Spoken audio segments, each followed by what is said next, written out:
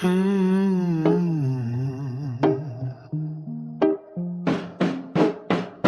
there was Bob Dobbs, before the pamphlets and the pipe smoke ran, before the slack came rolling in, before the churches of the strange and odd, there was a man named Stanley Berman nodding to God. He walked through diners and bus stop rain, selling laughter on a paper chain, with a joke in his pocket and a gleam in his eye, like he'd already heard tomorrow's lie. Before there was Bob Dobbs on the sacred page, before the prophets took the stage,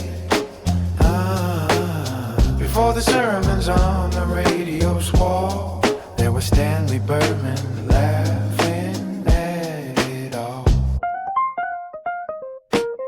Stanley spoke in punchlines, sharp as steel, truth wrapped up in the surreal.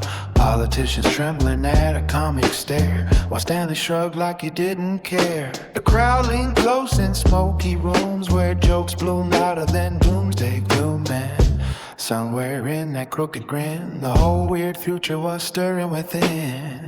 Before there was Bob Dobbs with his cosmic grin, before the slack and the sin within, before the gospel of the strange would rise, Stanley was already wise.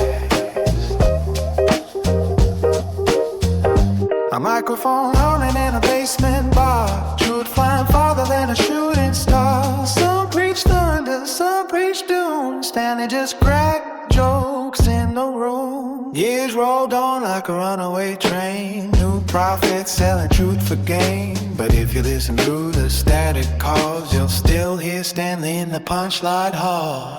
Before there was Bob Dobbs in the cultish form, before the pamphlets and the dialogue,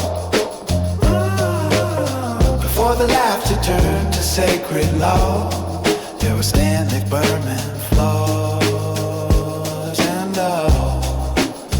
So raise a glass to the ones who knew truth hides best in a joke or two. And long before the prophets talked, Stanley laughed while the whole world bawled.